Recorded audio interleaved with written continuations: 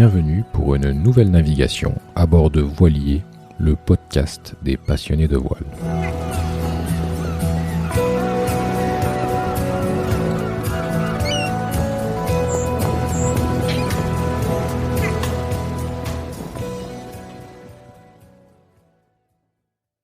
Avant de commencer, je vous invite à suivre Voilier sur les différents médias sociaux, Facebook, Instagram, Twitter et LinkedIn. Vous y trouverez des citations et des fun facts liés au monde de la mer.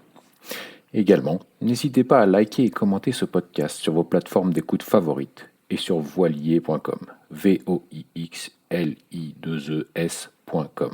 Merci de noter également que cet espace est disponible pour promouvoir toute activité, produit, compte en relation avec le domaine de la voile et des voiliers. Avant d'accueillir mon invité, je vais vous parler d'une initiative que je trouve vraiment géniale, celle de Gilles. Gilles a créé mes fiches de pont pour nous les marins. Que vous soyez à moteur ou à voile, qui n'a pas oublié d'une saison à l'autre certaines règles de priorité, certaines bouées, certains feux ou surtout des nœuds.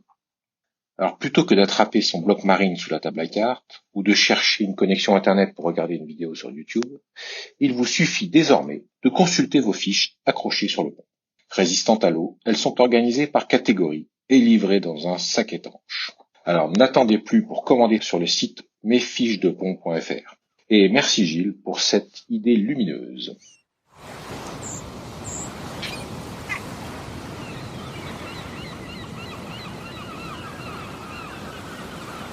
Je m'appelle Alexandre, j'ai 50 ans et ça fait déjà maintenant 40 ans que je fais du bateau. Et j'ai commencé par du dériveur dans l'Atlantique et puis progressivement je me suis mis à faire de la croisière et parce que ça me permet d'assouvir ma passion et en même temps de passer des vacances sympas et de voir des choses sympas, voilà, avec des gens qu'on apprécie. Alors ça peut être des amis, des collègues, de la famille, et c'est très divers et on a toujours des très bonnes expériences autour de ça.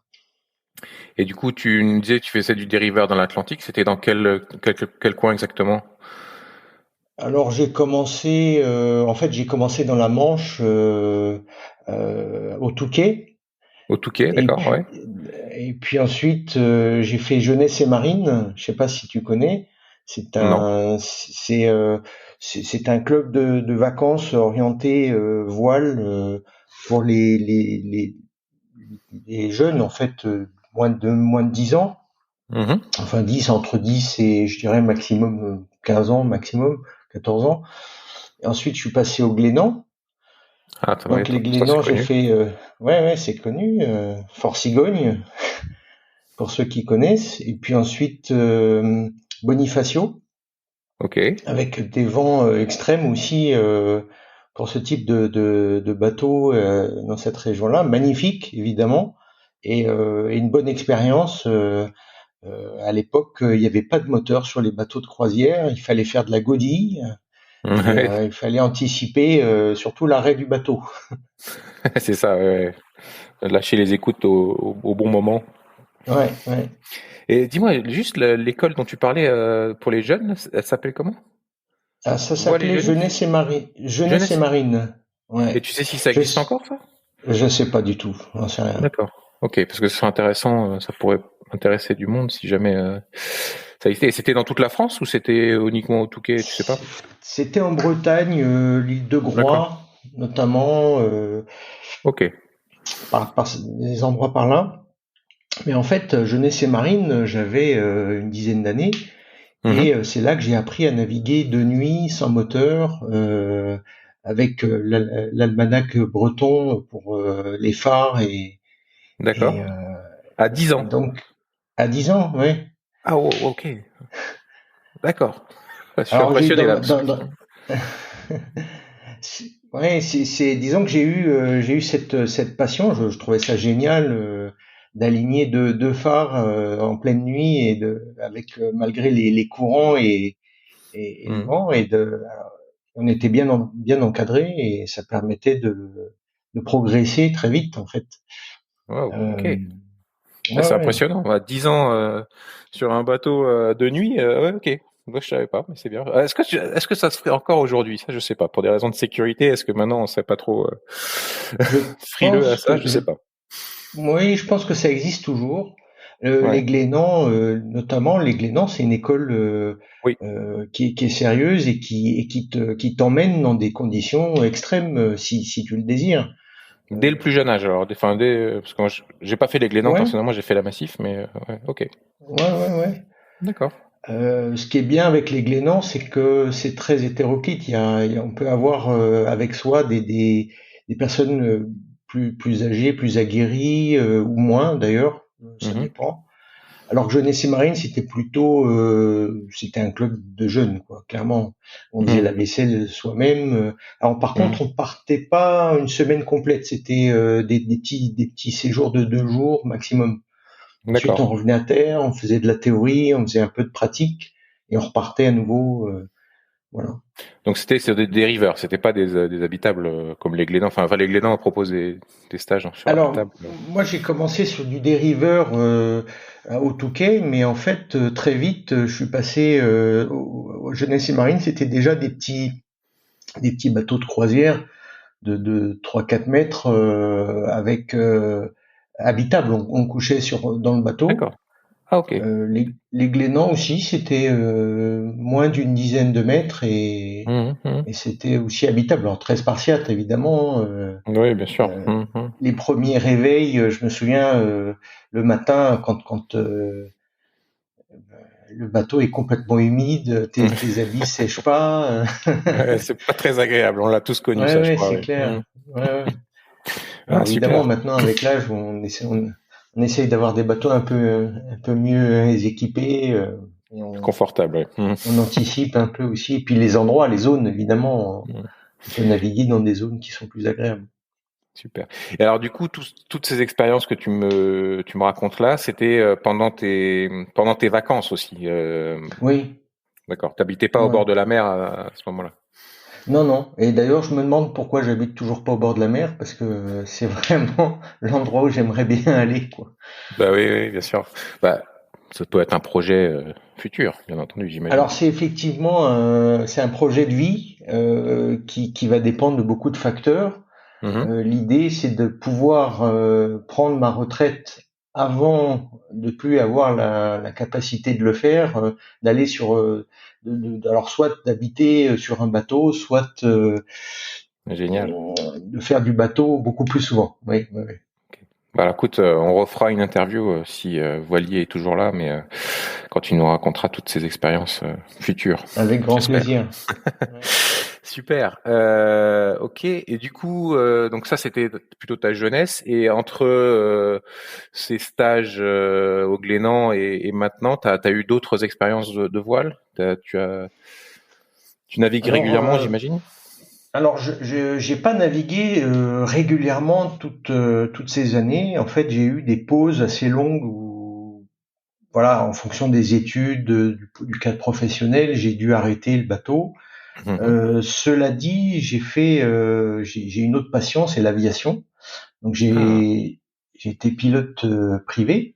d'accord. Et ce qui est génial en aviation, c'est que ce sont les mêmes unités, ce sont des nautical miles, Ouais, c'est ça. Ouais, ouais. on a la météo aussi, on a des Mhm. choses qui sont très similaires, la navigation, les cartes, voilà.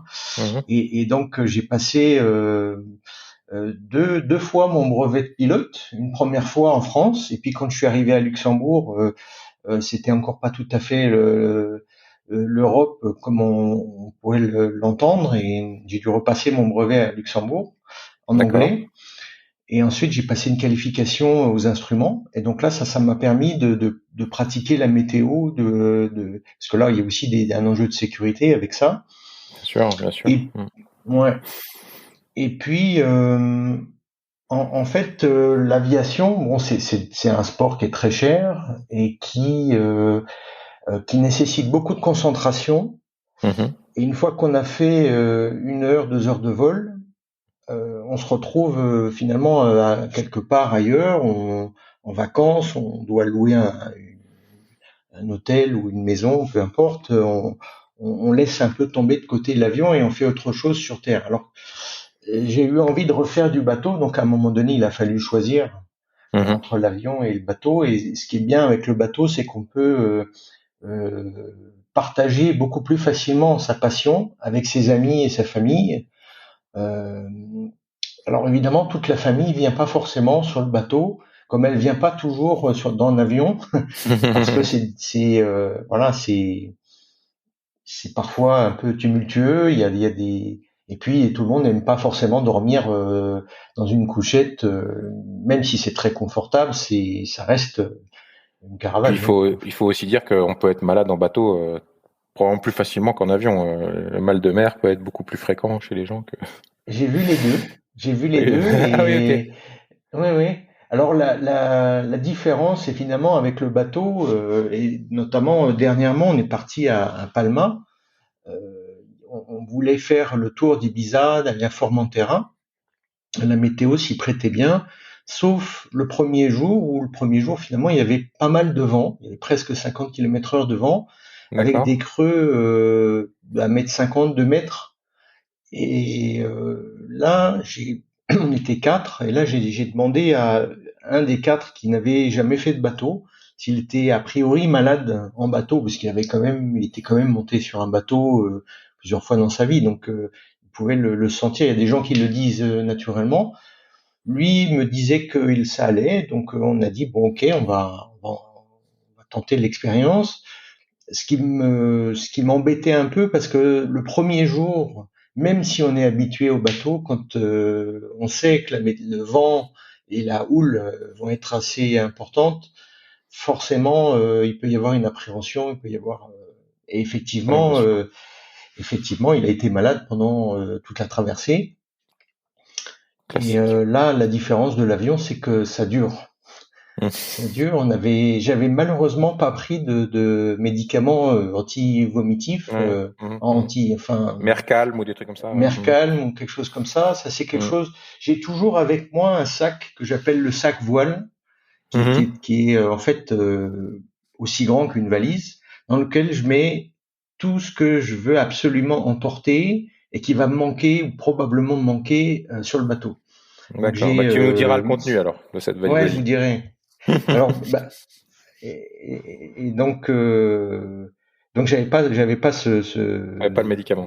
j'avais pas ce médicament et donc bah, malheureusement il a vécu un séjour un peu embêtant au début, quoi. Ouais, Après au ça début s'est au moins. Ouais. calmé et puis évidemment il a fait beau et on en a profité. Ça marine. Alors, je voulais juste revenir un peu sur, si tu veux bien, là, tu me parlais de l'aviation. Donc, j'imagine que ce que tu avais appris en termes de météo pour le bateau a dû te servir pour la pour l'aviation. Et du coup, est-ce que dans l'aviation, tu as pu apprendre quelque chose qui t'a servi pour la navigation? Et qu'est-ce que ça t'a apporté l'aviation pour la navigation? Alors l'aviation m'a appris la précision. D'accord? En bateau, bon, on peut presque partir sans préparer sa navigation et la préparer au fur et à mesure et décider de faire demi-tour s'il faut. Bon, il faut quand Euh, même regarder la météo, hein, il pour faut quand même partir. regarder la météo.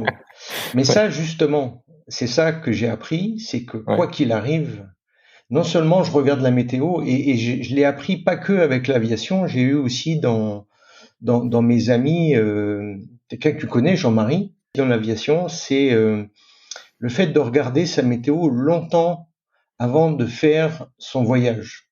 Pourquoi? Parce que tout simplement, chaque application météo est différente.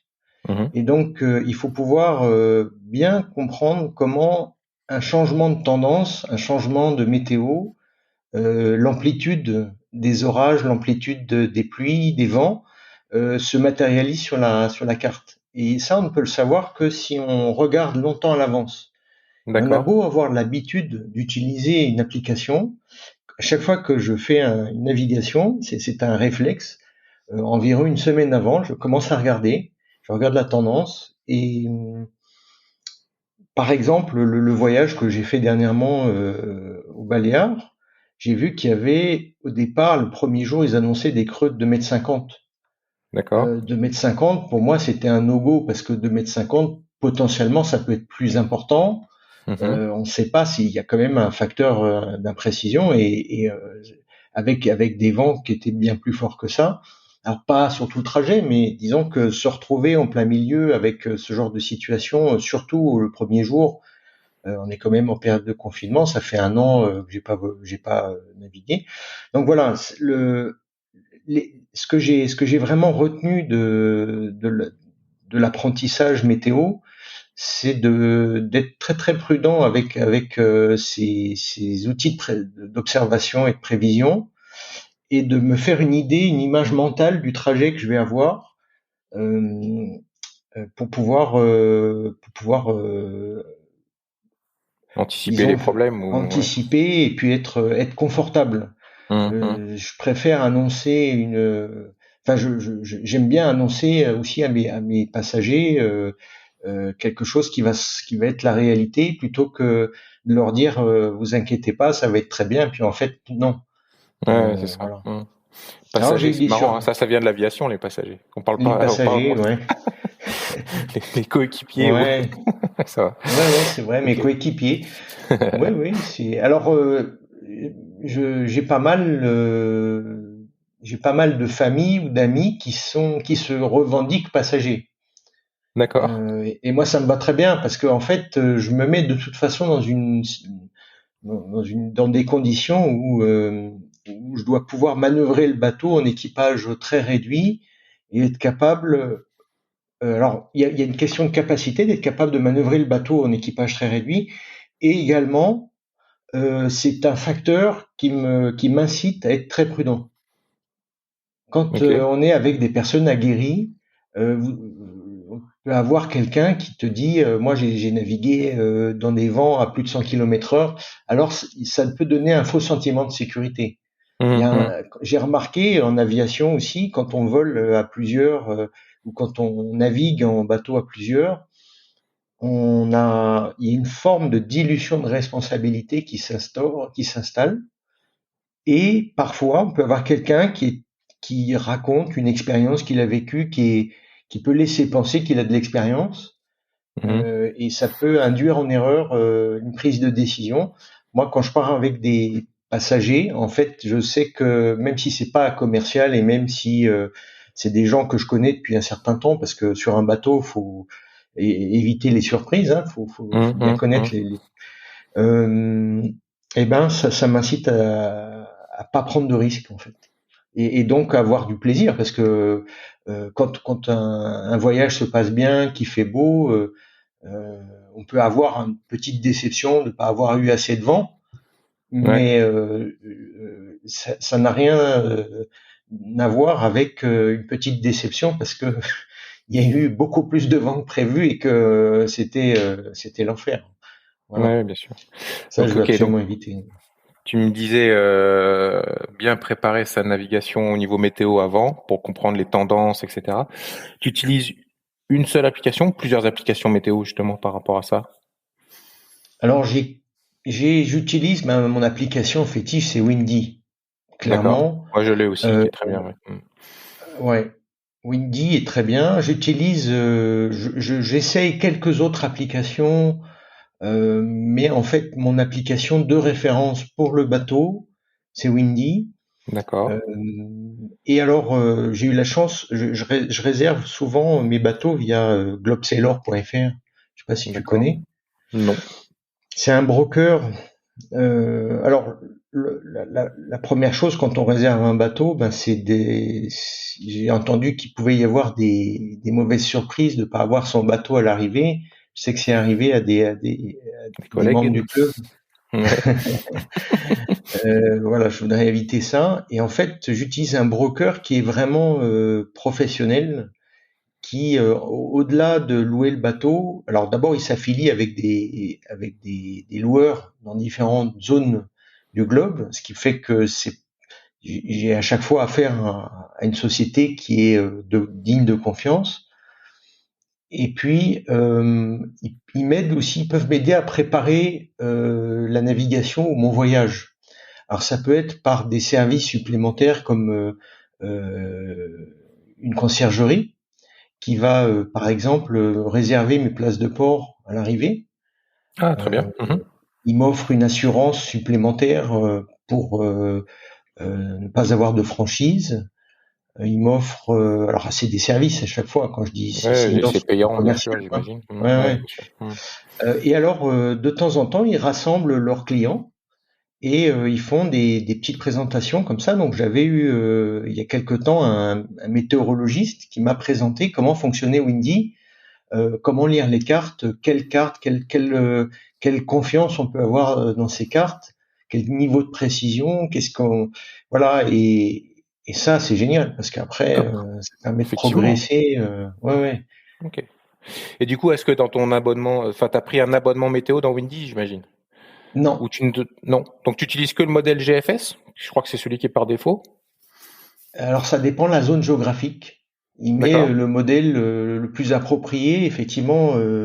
Alors je connais pas à fond tous les modèles différents, mais en gros, ce qui nous a expliqué le météorologiste, c'est qu'en Europe, on a la chance d'avoir des cartes qui sont un peu plus précises que le NOAA des États-Unis. Mhm.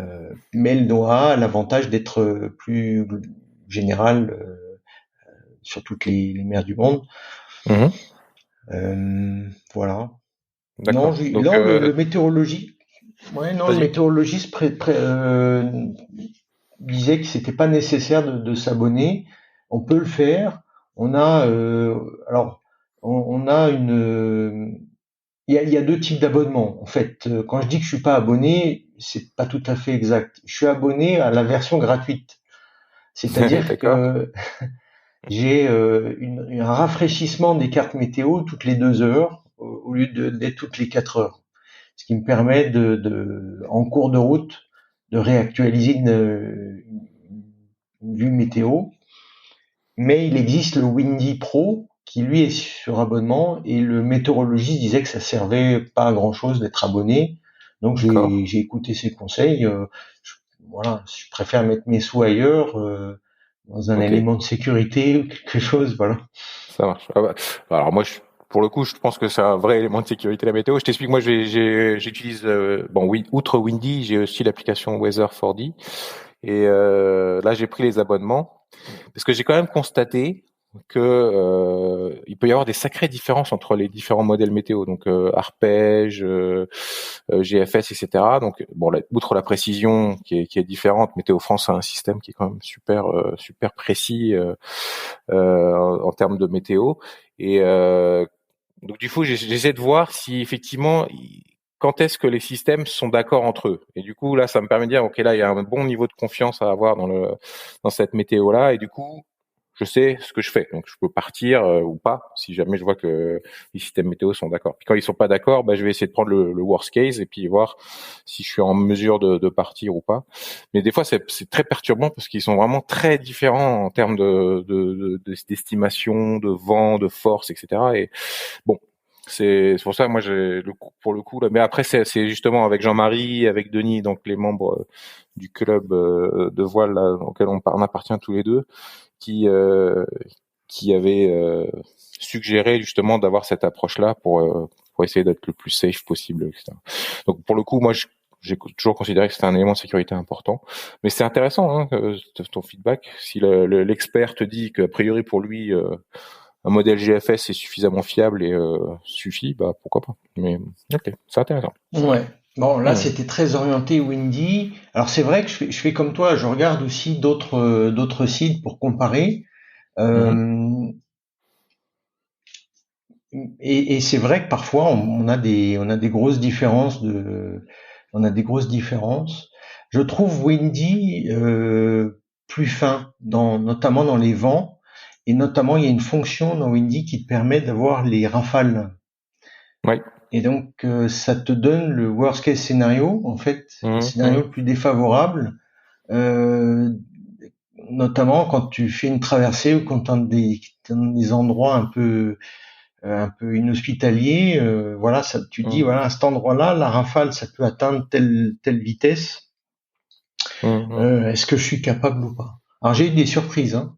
Ouais, voilà, c'est ce que j'allais te poser la Euh, question. Est-ce que en général euh, c'est bon ou est-ce que tu as quand même des mauvaises surprises ou des bonnes peut-être, je sais pas. alors, Jean-Marie me l'avait expliqué. En fait, il y a des zones, notamment la Croatie, quand le vent vient de terre, au large de la Croatie, il y a des montagnes qui sont assez hautes. Et quand le vent vient de terre, il y a un effet Venturi qui se crée. Ça s'appelle la bora, le vent. Et en fait, j'ai eu la mauvaise surprise de constater que la force du vent était doublée à certains endroits, Carrément. vraiment doublée, fois deux. Ok. Wow. Alors que sur les prévisions météo, il n'y a aucun site qui te l'annonce. D'accord.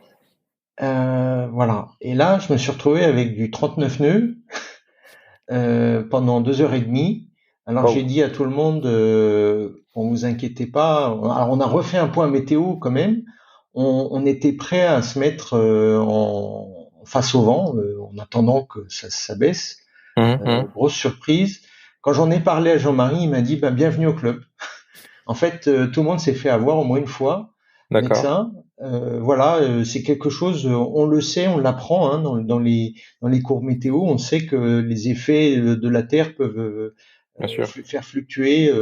Alors on imagine plutôt l'inverse, peut-être moins de vent parce qu'on est abrité. Et en fait, c'est tout l'inverse. On a Mais plus alors de deux vent. fois, Oui, fois deux, c'est oui, quand même fois deux. énorme. Ouais. Ok. Fois deux. C'est extrêmement perturbant parce qu'on se dit qu'est-ce que j'ai pas vu. On se retrouve dans des zones parfois inhospitalières, donc on peut pas se mettre à l'abri. On est obligé de continuer. Alors évidemment, on met le moteur, on essaye de. Une voile. Je parle même plus en riz. Là, il y avait un mouchoir qui était sorti et à peine, hein, Enfin, et le bateau était très très fortement agité. Donc là, oui, pendant 2 heures et demie, on s'est dit bon, alors j'ai très vite réalisé qu'en fait c'était pas un problème de prévision météo, mais plutôt un problème de relief. Et donc plus on avançait, plus on allait pouvoir échapper à ce phénomène et on s'en est bien sorti et sans et déboire. Mais comment on peut l'anticiper, ce phénomène-là en Croatie? Est-ce qu'il y a des indicateurs? Il y a une météo qui te dit là, attention, si tu as cette météo-là avec ce vent de cette direction-là, tu dois te méfier? Ou est-ce que c'est alors, vraiment au petit bonheur à la chance? Ou comment ça se passe? en Croatie, c'est connu, quand il y a de la bora, il faut pas naviguer. D'accord. Voilà, Bora, pas de on navigation. navigue Ok. pas. Ok. Après, voilà, il faut regarder quel type de météo on a eu avant. Il faut regarder quels vents sont prévus, parce que si la Bora, alors je ne sais pas si ça s'appelle la Bora systématiquement, mais en tout cas, vent venant de terre, méfiance, surtout quand il y a des montagnes, ça, il faut faire très attention. D'accord. Ok. Très intéressant. Bah, Mm. merci, tu vois, parce que là, c'est quelque chose. Moi, je rêve d'aller en Croatie. Je suis encore jamais allé, mais quand je vois les images de tous ceux qui y sont allés, je me dis, il faut vraiment y aller. Et du coup, Ah bah, c'est oui, un bon conseil déjà. Bora, pas de ouais. navigation, ça marche. La, la Croatie, j'ai fait pas mal de zones. La Croatie, c'est le paradis des amateurs de voile. C'est Parce vrai, ouais. que on peut, d'abord, c'est une mer, on n'a pas à se soucier de la marée. Alors, il peut y avoir du mauvais temps, ça c'est clair, mais quand il y a du beau temps, c'est super sympa. Il y a des endroits où on peut mêler très très facilement. On peut mêler la visite dans des petits villages sympas et 2 heures ou 3 heures après, on est complètement isolé quelque part dans un endroit magnifique, une petite crique. En fait, ce Hmm. qui est bien avec la Croatie, c'est que si on part une semaine ou si on part 2 semaines ou 3 jours, on peut faire un petit trip très varié D'accord. et sans perdre une journée nécessairement pour faire une traversée quelque part où voilà, on peut Hmm. C'est les puis 1000 c'est îles, hein, très c'est ça, il y a un nombre d'îles incalculable là-bas. ouais, un millier Hmm. d'îles et plus ou moins 1000 kilomètres de côte, donc Hmm. extrêmement varié, super accueillant. Alors c'était bon marché, maintenant ça commence à devenir Ça commence à devenir cher, ouais. Hmm. voilà, moins démocratique. Bah oui. Hmm. Ok. Bah écoute, on refera peut-être un podcast sur la Croatie, ça sera Ah ouais. intéressant. Mais bon, là effectivement, au sein du club de voile, il y a aussi beaucoup de monde qui a fait ça. Je voulais te poser des questions. C'était sur ta première expérience de skipper. Tu t'en souviens? Tu peux nous la raconter? Comment ça s'est passé? Ma première expérience de skipper pleinement responsable à bord, oui, oui, je m'en souviens très très bien. En fait, je suis allé en Hollande, D'accord. sur la mer intérieure, Isselmer, La Isselmer, ok, euh, ouais. et en fait, alors on est parti à quatre, et il y avait que moi qui était vraiment expérimenté sur le bateau. Et j'ai passé alors c'était un séjour court, hein, c'était un séjour de 3 jours. Mhm. J'ai passé une demi-journée à expliquer tout le fonctionnement du bateau, les voiles, comment on allait ressentir et c'était la mer intérieure, donc c'était pas aussi, disons, mouvementé qu'en pleine mer. Ouais, Mais c'est malgré l'avantage de tout, je cette voulais, mer-là. Ouais. Mhm. ouais, j'ai commencé comme ça. Alors, il faut bien se lancer, hein, la première fois, voilà, on réserve. Le premier écueil, ben, c'est quand le loueur nous demande quelle expérience de skipper on a. Si on lui dit zéro, il y a des fortes chances pour qu'il ne loue pas le bateau. Donc, d'un commun accord avec un autre skipper, de mettre déjà quelques navigations en co-skipper, ce qui permettait de montrer au loueur, et c'était pas déconnant puisque c'était quand même, euh, enfin, j'avais largement participé aux manœuvres du bateau et au pilotage, et c'était fait comme ça. Et moi, j'aurais Voilà. mis que j'ai fait des navigations de nuit sur des rivers à 10 ans.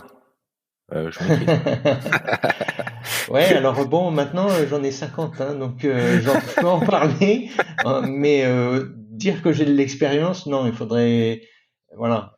Alors cela dit, j'ai fait des navigations de nuit récemment, enfin récemment, il y a quelques années, mais disons plus récemment, avec Mhm. Jean-Marie justement, D'accord. très très très instructive. Mhm. En fait, ouais, donc première expérience de skipper, ben voilà, les deux points qui me semblent, qui m'ont marqué, c'est la location. Quand on loue le bateau, il faut pas mentir, mais en même temps expliquer qu'on a quand même une expérience. Voilà. Le loueur, c'était un loueur qui m'avait été recommandé, donc il a accepté la location très facilement. Et d'ailleurs, je trouve que les loueurs sont assez conciliants. Finalement, on peut louer un bateau assez facilement. Du moment qu'on a le permis, ça va, c'est assez facile. Ah, justement, Euh, le permis, tu as, parce qu'en France, le permis voile, il n'existe pas, il n'est pas obligatoire. Mais alors au ouais, Luxembourg, il y en a un. Je pense aux Pays-Bas également. Du coup, tu as passé un permis? donc j'ai passé le permis hauturier D'accord. et, Voile.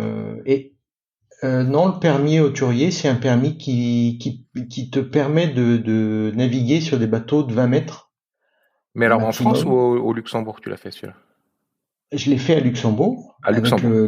le D'accord. casse voile.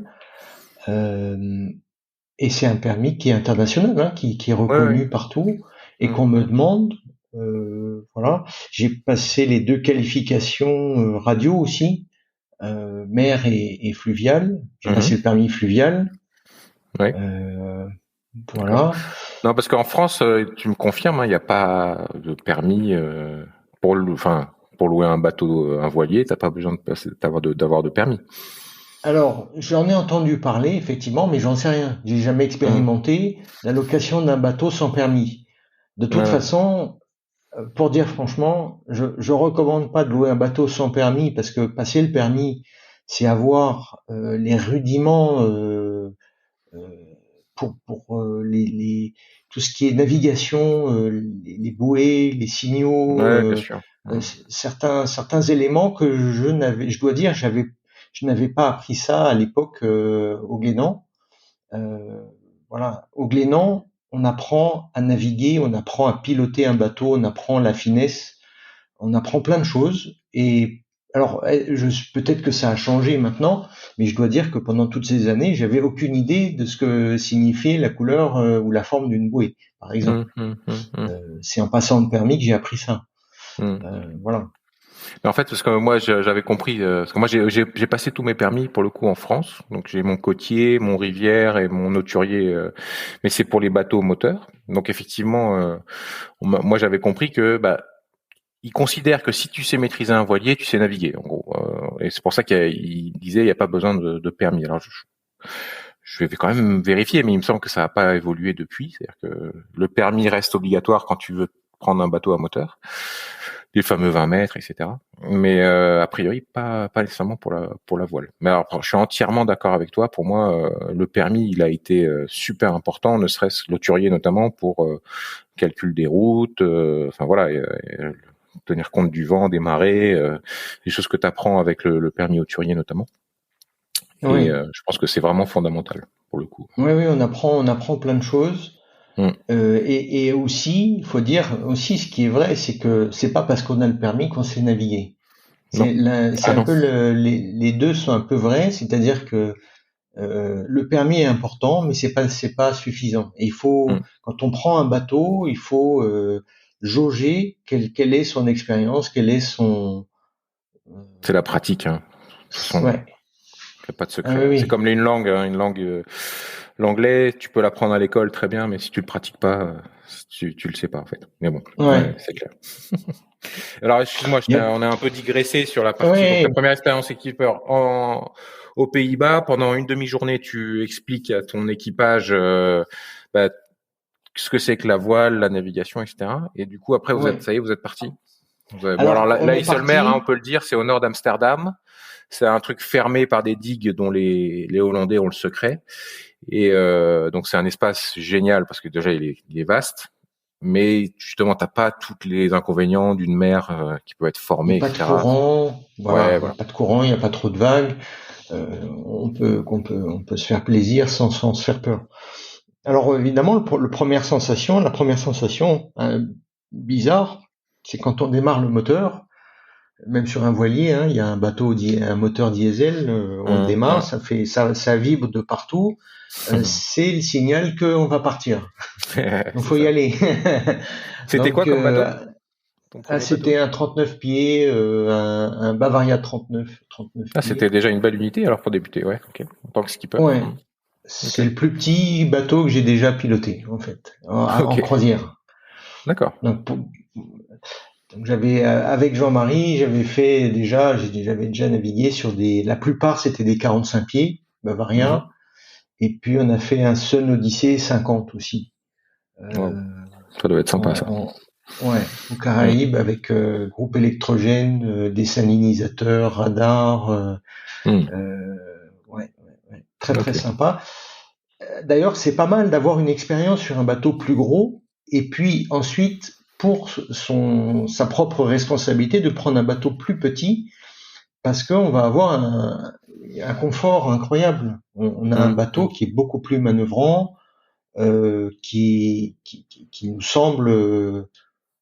c'est comme si on est habitué à conduire une grosse voiture, tout d'un coup prendre plus petite, c'est plus facile pour se garer, c'est plus facile on craint moins. Et dans la réalité, c'est ça. Alors, en Hollande, ce qui m'a intrigué, parce que là j'avais pas l'expérience de ça, c'est les fameux poteaux, les 4 poteaux qu'il y a à l'amarrage, parce que comment faire quand on met les gaz, s'il y a du vent de travers, il faut donner des instructions à chacun pour protéger le bateau, et ça, je dois dire, comme j'avais pas l'expérience, heureusement on n'avait pas beaucoup de vent de travers à chaque fois et ça s'est bien passé. Mais je dois dire que s'il y avait eu du vent de travers, probablement qu'on aurait esquinté le bateau. Ça, c'est probable. Alors, j'en sais rien. En fait, ça peut être aussi super intéressant, justement, ces piquets-là, quand tu as beaucoup de vent, pour justement éviter de partir dans le bateau du voisin, etc. Mais alors, il faut effectivement être très coordonné avec le skipper qui sort le bateau, parce que sinon, effectivement, ça peut vite tourner à la catastrophe. J'en ai déjà fait l'expérience, effectivement. Ok. Et donc, c'est ce qui me dit que malgré l'expérience, malgré tout un tas de choses, ben en fait, je dois et si je m'impose cette année, si possible, de faire un stage de manœuvre de port parce que j'en ai jamais fait et parce que pour avoir vu beaucoup de vidéos sur YouTube et puis d'avoir aussi téléchargé des applications qui permettent de s'entraîner à ça, je m'aperçois que en fait, on peut, quand on arrive et quand on part, on peut s'accrocher un peu partout, on peut faire plein de choses qui permettent de piloter en toute sécurité. Alors, je dois dire quand même que j'ai une expérience assez particulière en Croatie. Quand j'ai loué, c'était la deuxième fois. Donc, pour la deuxième fois, je loue le bateau, c'était en Croatie. Donc là, c'était un peu plus, voilà, on était que deux. C'était un 40 pieds. Waouh. Et là, 40 pieds à deux. Waouh. Ouais. Et alors là, le responsable de la base me dit bon, il m'explique comment sortir le bateau. Alors en Croatie, c'est la Marina ACI Zadar. En fait, le loueur, il est tout au fond du port et c'est un gymkhana pendant un bon quart d'heure, 20 minutes entre les bateaux pour se dégager de sport. Et c'est extrêmement serré. Alors heureusement sur ce bateau, il y avait un propulseur d'étrave, ce qui permettait de corriger un petit peu les erreurs, mais quand même un peu tricky. Alors le gars très sympa, c'est son bateau, hein, donc forcément il fait attention. Il me dit si vous voulez, je peux vous le sortir, mais si vous le sentez, ben vous le faites vous-même. Alors j'ai dit non, avec toutes les explications qu'il m'a données, je vais le faire. Et je me retourne, je lui dis au fait, pour revenir, comment on fait? Il me dit c'est la même chose, mais en marche arrière. Ouais. Et attention à bien tenir la barre en marche arrière. Hein. Ouais. Alors ça, je l'ai fait un paquet de fois parce que j'adore Zadar, j'adore cet endroit-là. On peut rayonner sur plein d'endroits différents, et donc je me sens tout à fait à l'aise. Cela dit, ça me rend pas pour autant super expérimenté dans des conditions où il y a du vent, dans des endroits un peu tricky. Voilà,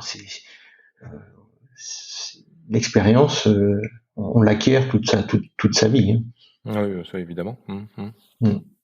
Mais alors, oui, du coup, c'est parce que pour moi personnellement, le plus stressant à la voile, c'est les manœuvres de port.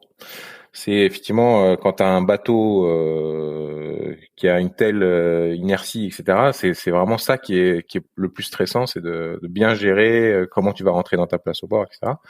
C'est aussi ton cas ou c'est plus de la gestion de conditions de mer plus fortes enfin, moi personnellement, mon angoisse, c'est toujours le moment où il faut sortir ou rentrer au port, quoi.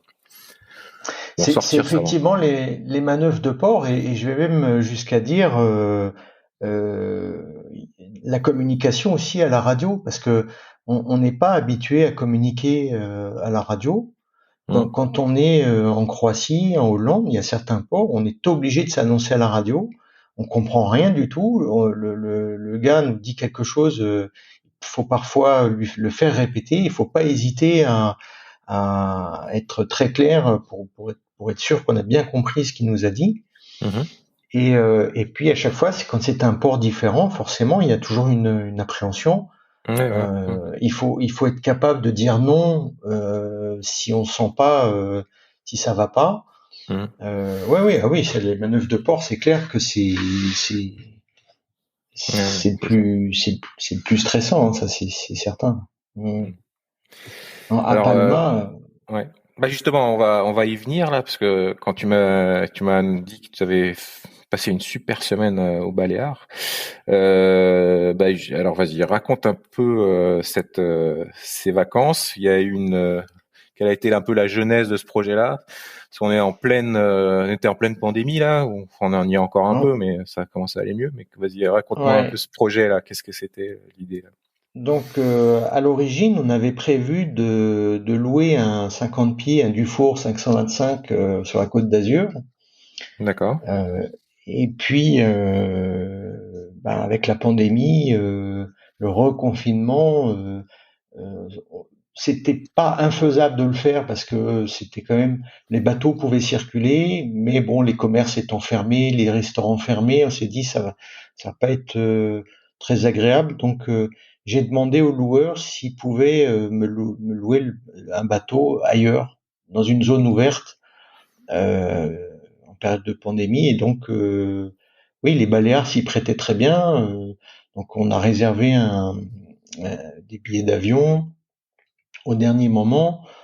On a donc changé de destination au dernier moment. Le loueur m'a proposé deux bateaux. Il lui restait que deux bateaux. Donc D'accord. j'ai pu avoir c'était un 42 pieds, un Sun Odyssey 42 pieds. J'ai pris le plus récent. J'aime bien avoir des bateaux récents parce qu'ils ont généralement, Plus voilà, confortable. plus confortable. L'électronique est en général en bon état. On a voilà. Mm. Et alors voilà, donc on a réservé tout ça impeccable. Alors Donc c'était un Sun premier Odyssey 42 pieds. De quelle année du coup? de 2019. Ah oui, très C'est en récent. Oui. fait un 419, c'est un Odyssey 419. D'accord. Mhm. Alors super équipé, confortable, 3 cabines. On était 4, Mhm. donc c'était parfait. Ouais. Euh, Bonne capacité d'emport d'eau et de carburant. Alors l'eau c'est important parce que surtout en période de confinement, on ne sait pas si les ports vont être ouverts, si on va pouvoir. Voilà, il y a plein d'inconnus quand même. Hein, Ouais, bien donc, sûr. Mhm. euh, non, mais c'est vraiment, franchement, très très bien. Alors, première anecdote, c'est que moi, j'ai pas vérifié en louant ce bateau qu'il n'avait pas de propulseur d'étrave. Et donc, un bateau de cette taille-là sans propulseur d'étrave, quand on vient de dire que c'était compliqué d'arriver dans un port ou Mhm. éventuellement même d'en partir, forcément, sans propulseur d'étrave, ça ajoute de la difficulté. Du stress, ouais. Ah oui. Et en particulier, pendant ces vacances-là, on a eu du vent à chaque fois qu'on arrivait au port, on a eu du vent. Et il a fallu, notamment à l'arrivée, il a fallu s'y reprendre 2 fois avant de pouvoir s'amarrer correctement au ponton. Et quand j'ai regardé les autres faire qui étaient aussi très expérimentés, les autres avaient aussi des difficultés pour arriver. Donc je me suis dit, finalement, je me suis pas Ça va. si mal débrouillé que ça. Je dirais que Ouais. ouais, Ton le équipage point était qu'il faut, expérimenté ou pas? pas du tout. Ah, Si, ok. quand je dis pas du tout, non, c'est pas vrai. En fait, en fait, je pars régulièrement avec deux personnes qui sont très proches et qui, avec le temps, finalement, deviennent expérimentées, puisque ça fait déjà plusieurs fois qu'on part ensemble. On a Mhm. vécu des situations complexes, et donc quand je dis pas expérimenté, finalement Oui. si. Avec Ils le sont temps, déjà montés sur un bateau, ils savent ce que c'est que manœuvrer dans un port, oui. etc. Ok. Et on se Mhm. connaît, on sait comment répartir les tâches et on sait ce que chacun doit faire. Donc finalement, sur les quatre, on était trois finalement à être assez expérimentés pour pouvoir le faire. Ouais. D'accord. Mhm. Et du coup, alors, tu découvres qu'il n'a pas de propulseur d'étrave. Donc, petit coup de stress, j'imagine, effectivement. Alors petit coup de stress, oui. Bon, ça s'est bien passé à l'aller parce que quand on part, en principe, on n'a pas trop de problèmes pour partir. Mhm. J'aurais bien aimé faire quelques essais du bateau avant vraiment de faire la traversée, puisqu'on a fait la traversée Palma-Ibiza. Donc, on n'a pas eu le temps parce que voilà, là, il a fallu faire des courses, il a fallu préparer le bateau, Mhm. c'est toujours plus long que prévu. Hein. Ouais, Et ça donc, on c'est est sûr. parti sans avoir expérimenté vraiment le bateau. Euh, et puis finalement, à Ibiza, bon ben la première nuit, on était sous ancre, donc pas de problème en cas de vent de travers, hein, pas de problème pour Mhm. s'amarrer. Par contre, c'est au retour, c'est principalement finalement au retour que ça m'a posé problème, parce qu'on est arrivé tôt pour faire le plein, pour être sûr d'être dans les temps. En plus, il fallait pouvoir faire ces tests PCR Ah oui. avant 18 heures pour les avoir le lendemain pour pouvoir prendre l'avion. Ce qui fait que on est arrivé très tôt à Palma au retour, et finalement c'était en pleine journée avec du vent, beaucoup de vent de travers, et la dernière manœuvre, il a fallu s'y reprendre 2 fois. Voilà. D'accord. Bon. Et alors, parce que tu me dis que ça a été un changement de dernière minute entre le sud de la France et finalement les Baléares. Donc du coup, t'as pas eu le temps vraiment de préparer tes navigations à l'avance, ou t'avais quand même pu dire, ok, bah premier jour je vais essayer d'aller là, deuxième là, ou comment ça s'est passé l'organisation des étapes là? Alors, quand je dis dernière minute, c'est une semaine avant. Ce qui est très court, ouais, malgré tout. C'est très court, mais une semaine avant, ça m'a quand même permis d'acheter des cartes, d'acheter des fiches d'approche dans les ports principaux. Mhm. Électronique J'utilise, ou papier? alors c'est Électronique? papier, Ah, papier, ok. ouais, c'est papier. Moi j'aime bien parce que c'est aussi des bouquins qui représentent un souvenir pour moi. Je Mhm. suis assez attaché à ça. Ok. Cela dit, j'utilise pour préparer mes navigations, c'est Navionics, Oui. l'application Navionics. Pour les Donc là, routages, ouais. par contre, je m'abonne avec des cartes à jour dessus pour le routage. Et puis j'utilise aussi une autre application qui s'appelle, j'ai plus le nom en tête. Euh, Pour le routage ou? non, pour les ports. Ah, ok. Navili. C'est une Navili. application qui s'appelle Navili, qui Donc toi, c'est qui Windy, Navili, Navionics. C'était 3 ouais, applications pour ta navigation. Ok. exactement. Alors Navili, c'est basé sur sur sur l'expérience d'autres utilisateurs qui partagent des endroits pour s'ancrer, pour s'amarrer, pour arriver à Costoport. Et donc c'est intéressant parce qu'on peut sélectionner en fonction du vent, par exemple, on peut sélectionner. Il n'affiche que les endroits, par exemple, abrités sur un vent nord, par exemple. Top. Ah, ok. Euh, Je connais pas. et Je vais donc, regarder de ce pas. ouais, Hmm. très bien. J'utilise ça. Ça permet aussi en cours de route, si on s'aperçoit que la destination convient pas, ben ça permet au dernier moment de changer de destination. Sur les ports français, on peut même réserver par internet. Donc beaucoup d'avantages. Ok. Ouais, Hmm. sympa. Et alors, donc, tu pars faire cette première nave. Tu traverses, c'est ça? Tu étais à Palma et tu vas à Ibiza, c'est ça? La Oui, première nuit. Ok. Et donc, vous Palma mettez Ibiza. au mouillage. Au mouillage. Alors le mouillage. Alors on fait cette traversée qui a duré 10 heures D'accord. avec ouais, des creux de 2 mètres par Ah oui, la l'arrière, fameuse. Oui, oui, ok. Hmm. des vents stabilisés à 50 km/h. Donc Costaud. c'est quand même assez costaud. Pour une On a première des journée avec un équipage, ouais, ouais, c'est pas cool. ouais. Alors on Ok. s'en aperçoit réellement quand on revisionne les images et qu'on a un plan qui est très stabilisé. Donc le caméraman, ça s'arrange pour que l'horizon reste stable. Et D'accord. c'est là qu'on s'aperçoit que le bateau il bouge en fait. Ok. Voilà. Et donc on est arrivé donc 10 heures. On n'est pas parti spécialement tôt. J'avais donné une heure limite de départ. Il me semble que c'était 9 heures ou 9h30 le matin, en disant voilà, Mhm. si on dépasse cette heure-là, on arrivera de nuit, ça sera pas vu les Mhm. conditions météo, vu qu'on connaît pas l'arrivée, j'avais dit on fera pas. Donc c'est soit on est prêt, on part avant, soit on n'est pas prêt, on reste une nuit supplémentaire sur place. Mhm. On était prêt, on est parti. On est arrivé dans une zone que j'avais estimée abritée, D'accord. magnifique, avec une petite plage sympa. On était évidemment tout seul parce que c'est en période de Covid, il y a beaucoup moins de bateaux, donc c'est très agréable parce qu'on Bah oui, du coup. on est un petit peu aventurier avec ça. Et puis voilà, on a la place pour soi.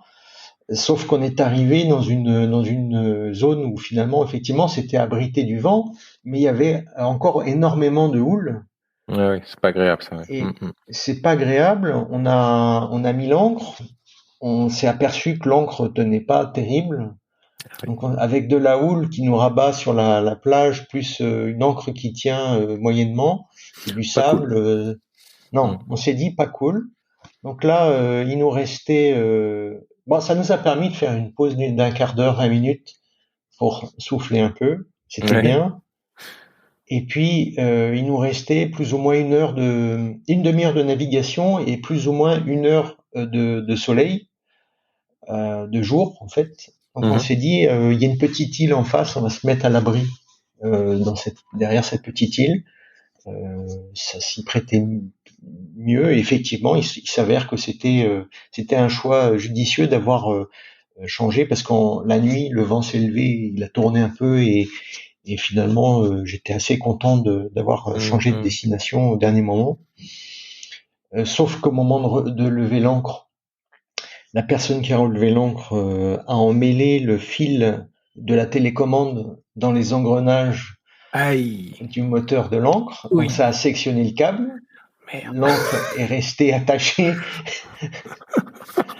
Oh zut. Donc là, il a fallu lever l'ancre à la main avec le winch Mon Dieu. Ok. et on a pu partir, se mettre à l'abri, rejeter l'ancre, cette fois-ci à la main, et ensuite avec la lampe torche réparer le câble de l'ancre de la télécommande, ce qui a fonctionné à merveille. Et Mhm. donc, je reviens sur ce que je disais tout à l'heure. J'ai toujours avec moi un sac que j'appelle le Ouais. sac voile, dans lequel il y a du scotch, il y a D'accord. un Du scotch multimètre, d'électricien ou quoi, ou comme ça? du scotch d'électricien, oui, oui, Ouais, ouais, un ouais. scotch et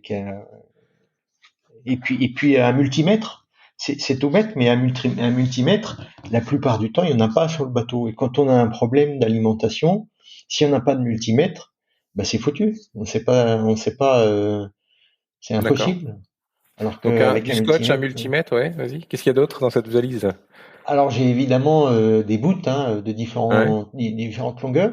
J'ai un tout petit bout très fin qui me permet d'attacher mon encre quand elle est sortie, Ouais. parce que on faut Pour jamais éviter d'endommager laisser le. Ouais. Vas-y, vas-y. d'endommager ou tout simplement il peut y avoir une surprise. On ne sait pas ce qui est attaché au bout de l'encre, on ne sait pas si l'encre peut tenir. Et puis en cas de fort vent, c'est toujours mieux d'avoir son encre attachée à deux endroits sur le bateau. C'est quand même plus prudent. Mhm. Qu'est-ce que j'ai évidemment des prises USB, Une petite allume-cigare, j'ai pharmacie. Ouais. la pharmacie évidemment, un anémomètre, Mhm. j'ai une radio portable. Alors j'ai aussi quelque chose. Alors ça m'est arrivé il y a longtemps, des bouts qui s'en mêlent dans l'hélice. Le Ok. bateau qui n'était pas attaché, qui était à l'entrée du port. Voilà, la préparation bateau, ça peut arriver, un bout qui s'en mêle dans l'hélice. Donc on n'a plus de moteur, on n'a plus de propulsion, les voiles sont pas sorties, Mhm. on est à la dérive, on risque à tout moment de se cogner contre le rivage. Ouais. Et donc à l'époque, heureusement, j'étais avec quelqu'un d'expérimenté. Il a plongé, il est allé détacher le bout de l'hélice, Ok. dégagé avec un couteau. Donc ça veut dire qu'il faut un couteau et il faut Ouais. une combinaison de plongée D'accord. Et un parce que masque. et un masque Ouais. et des palmes parce Ok. que Donc t'as tout ça. Ok. j'ai tout ça. Ah, Pourquoi? Ben cool. parce que voilà, quand on doit plonger dans l'eau, si on doit faire une manœuvre de dégagement ou même dans de l'eau à 15 degrés ou à 20 degrés, c'est très très froid. Mhm. Alors je Ouais, parle bah pas oui. de l'eau à 0 degré, D'accord. j'évite ou j'aurai à ce moment-là peut-être une combinaison différente. Alors j'ai des gilets de sauvetage gonflables, ce qui me permet d'être plus confortable quand on navigue. Et puis, qu'est-ce que j'ai d'autre? Ouais, c'est les cartes, évidemment, les cartes marines. Là de l'endroit où tu vas, ok. Ouais. Ouais. Ah, et intéressant ça, parce que moi j'ai pas du tout ce truc. Moi je prends avec mon gilet de sauvetage. Bon, mais ok, très bien, intéressant. Et donc, quand on voyage en avion, je prends une valise supplémentaire. Voilà. Ben voilà. Mais bon, safety first, donc c'est très bien. Ouais, parfois j'ai des petites réflexions, mais ça fait partie ça fait partie de mes conditions de voyage. Vaut mieux être plus prudent que pas assez. Ouais. Et dis-moi, parce que c'est moi ma première nuit au mouillage pendant les vacances, en général, je ne ferme pas l'œil de la nuit parce que je suis un peu stressé de ce qui va se passer. Comment ça se passe pour toi les nuits au mouillage? T'arrives à t'es serein, t'arrives à bien dormir ou? Alors, j'arrive à bien dormir, mais ce sont des nuits qui sont morcelées. C'est-à-dire que j'ai un mode de fonctionnement qui n'est pas le même qu'à terre. Avec l'expérience, je sais qu'il y a des moments où je peux dormir et des moments où je dois me réveiller. D'accord. Ça fait partie du job. Donc, quand je suis au mouillage, j'ai une application, la 4e, Anchor, qui me permet de définir avec l'iPad une zone au-delà de laquelle je veux être réveillé. D'accord. Donc si le bateau sort de cette zone, le système sonne et à ce moment-là, je me réveille. Et donc c'est ce qui me permet de mieux dormir. Parce que je sais que ça fonctionne, je l'ai déjà expérimenté. Okay. Alors parfois, ça m'arrive, quand je sais qu'il va y avoir du vent, je mets volontairement, donc quand je sais que le bateau va tourner, donc je regarde évidemment, je fais un point météo avant de dormir, quand je sais que le bateau va tourner en cours de nuit, pour être sûr qu'il cogne pas d'autres bateaux parce qu'on ne sait pas comment les autres attachent leur bateau, on ne sait pas si le bateau peut dériver. Alors je vais mettre une zone d'alerte beaucoup plus restreinte et je sais que l'alerte va sonner en pleine nuit quand le bateau va tourner. D'accord. Donc, mais c'est ce qui me permet de dormir parce que je me dis voilà, si jamais ça tourne, à ce moment-là, seulement à ce moment-là, je vais me réveiller. Je me réveille, je fais un tour, je réajuste un peu les choses et je me rendors. Et fin de l'histoire. Mais c'est vrai que le repos, c'est pas le même que dans un hôtel ou tout confort où on peut dormir. Il y a plusieurs choses qui rentrent en compte. Hein. Effectivement, la peur que l'encre dérape, les conditions. Enfin, ouais, moi, en général, je passe une très mauvaise première nuit quand je suis je suis au mouillage parce que c'est vrai qu'il y a pas mal de stress. Pareil. Ok, donc arrivé à Ibiza et du coup après vous êtes baladé, vous avez tout de suite renavigué. C'était quoi un peu qu'est-ce que tu recommandes comme spot là pour les Baléares? Alors pour les Baléares, Ibiza, moi les paysages sont complètement différents suivant l'endroit où on se trouve sur l'île. Si on est à l'est, on a la ville d'Ibiza qui est très sympa, alors je peux pas dire que je connais Ibiza comme c'est normalement puisqu'on était en période de confinement, donc les restaurants étaient ouverts mais jusqu'à une certaine heure, il y avait quand même beaucoup moins de monde, mais très sympa, très très agréable, très agréable. Ça reste une petite ville, donc avec un peu d'animation. Ensuite, on est allé à Formentera.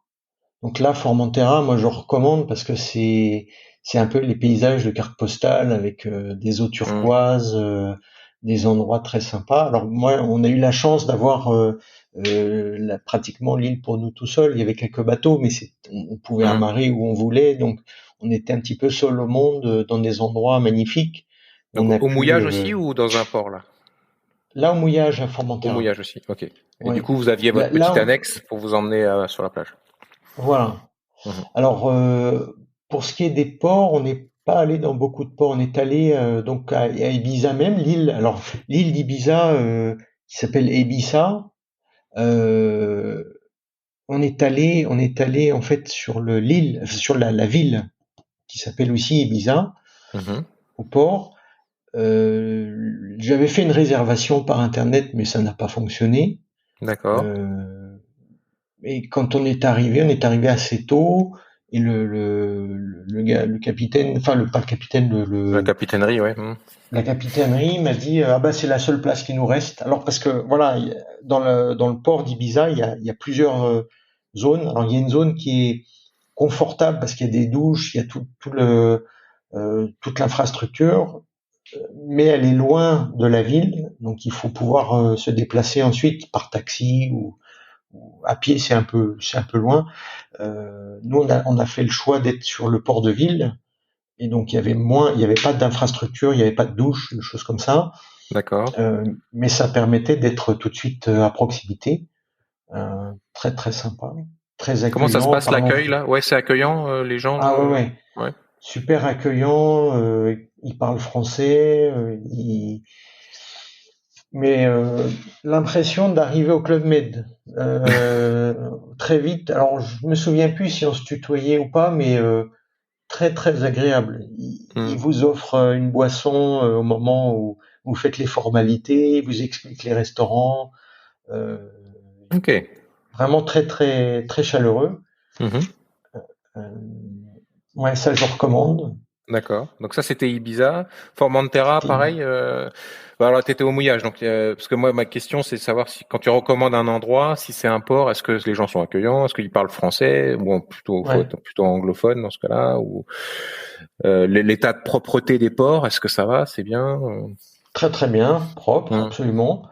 Bon, le port, je dirais que si on devait retourner à Ibiza, j'aimerais bien retourner là où on était, c'est-à-dire au port de ville.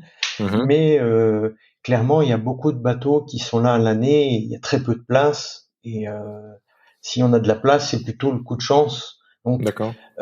quand on fait une préparation comme ça, il faut pouvoir anticiper et avoir une seconde zone au cas où la première ne fonctionne pas. D'accord. Et donc ça, c'est, tu disais, le port de ville, et il y a un autre port, alors Il y a, plus accessible, oui, lui, avec toutes les infrastructures.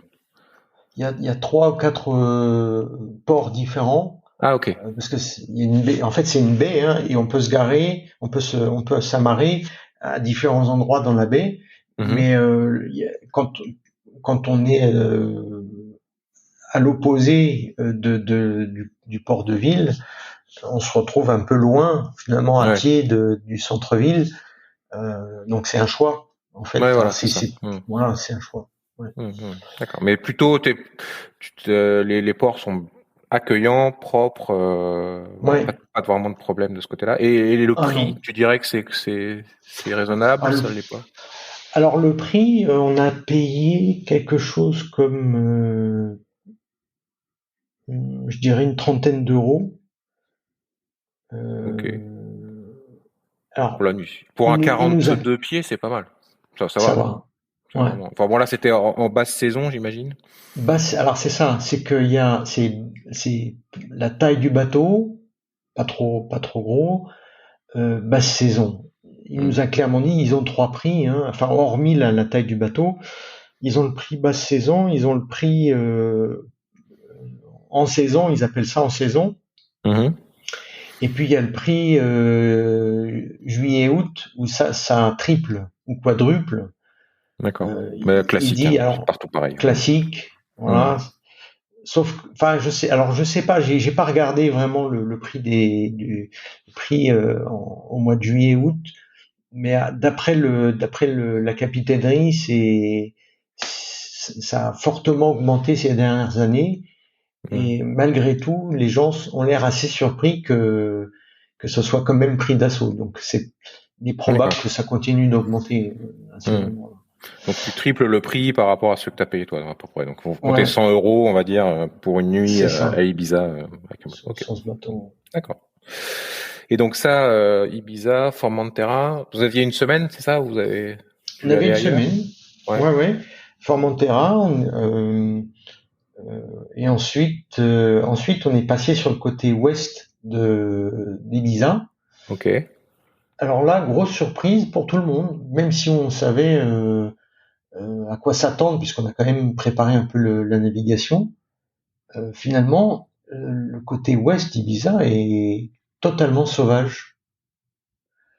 Alors, à part là, on a fait des expériences incroyables. Alors bon, déjà, on est allé, c'était un choix. Port Saint-Anthony, ça s'appelle. D'accord. C'est pas très loin de la ville d'Ibiza. C'est le, je sais pas si tu connais, c'est Café Del Mar. Ah bah le Ils fameux ont avec les musiques la femme. lounge là. Voilà. Ouais, Alors c'est un endroit qui est très bien raconté dans les bouquins où il y a des couchers de soleil magnifiques. Et il se ouais. trouve que malheureusement on n'a pas vu le coucher de soleil à ce Ah, moment-là. zut. On y est allé et finalement très déçu. Euh, Finalement, on s'est retrouvé dans une zone assez populaire où la qualité des restaurants était pas terrible. Euh, Bah, écoute, je vais confirmer ce que tu dis parce que j'y suis allé. Alors moi, j'étais pas en bateau cette semaine-là quand j'étais sur l'île des Baléares là, sur l'île d'Ibiza. Je suis allé avec des amis qui ont une maison sur place et ils voulaient nous montrer, voilà, Café Del Mar. Tu écoutes la musique, tu rêves, tu vois, le coucher de soleil et tout. Et t'arrives là-bas, ah, c'est dégueulasse. Moi, à l'époque, c'était jonché de détritus, l'espèce de bord de plage qui était sur des gros pavés là, je sais pas quoi. Et ouais, ouais, très très très très déçu. Donc ça apporte, ouais, voilà.